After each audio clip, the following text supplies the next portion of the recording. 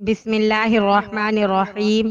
شروع اللہ کے نام سے جو بڑا مہربان نہایت رحم کرنے والا ہے۔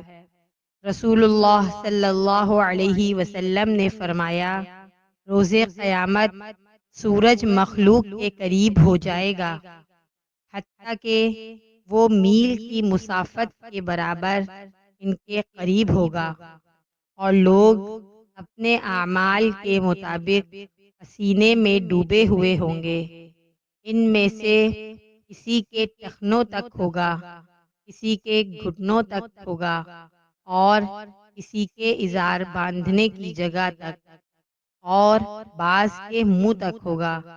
رسول اللہ صلی اللہ علیہ وسلم نے اپنے ہاتھ سے اپنے منہ کی طرف اشارہ کیا۔